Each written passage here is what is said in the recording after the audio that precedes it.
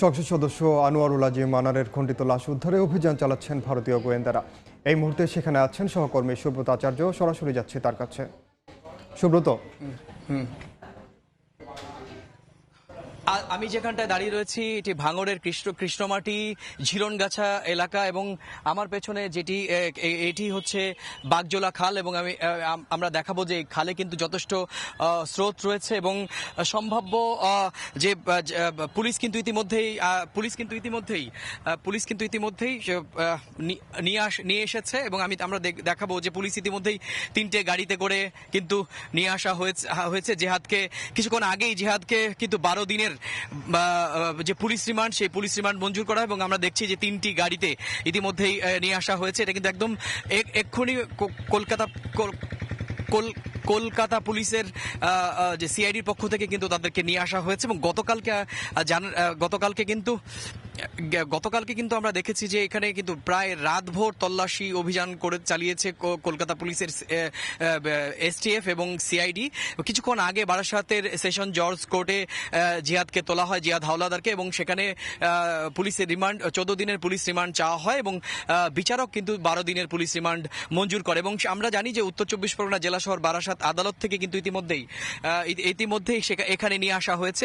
বারাসাত থেকে এখানে প্রায় 40 মিনিটের পথ। ইতিমধ্যেই সিআইডির যে গাড়ি সেই গাড়িগুলো দাঁড়িয়ে রয়েছে। নিশ্চয়ই আরো কিছু গোয়েন্দা কর্মকর্তা নিশ্চয়ই আরো কয়েকটা গাড়ি আমরা দেখছি যে পেছন থেকে আসতে শুরু করেছে। আপনি জানেন যে গতকালকে প্রায় 3 ঘন্টার ওপর সময় কিন্তু আমরা জানি যে 3 ঘন্টারও বেশি সময় কিন্তু সিআইডির দল এই বাগজোলা খালের যে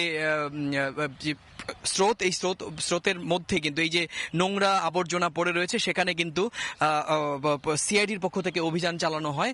কিন্তু বাস্তবিক অর্থে এমপি আনারের মরদেহের কোনো অংশ বা অংশবিশেষ বা কোনো যেভাবে বলা হচ্ছিল যে 3টি ট্রলিতে করে নিয়ে আসা হয়েছিল সেই ট্রলির কিন্তু এখানে কিছু পাওয়া যায়নি এখনো পর্যন্ত। তবে এখনো পর্যন্ত আমরা যেটা জানতে পেরেছি যে এই বাগজোলা খালে ডিজাস্টার ম্যানেজমেন্ট রাজ্য সরকারের যে দুর্যোগ ব্যবস্থাপনা দপ্তরের যে এক্সপার্ট তারা কিন্তু এখানে আসবে এবং এখানে রীতিমতো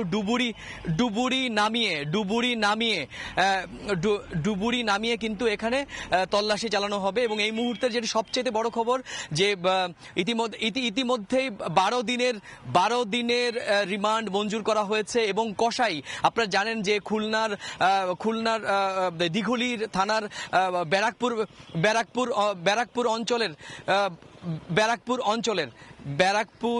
ব্যারাকপুরের বাসিন্দা জয়নাল হাওলাদারের একমাত্র ছেলে জিহাদ হাওলাদার, বয়স 24 বছর।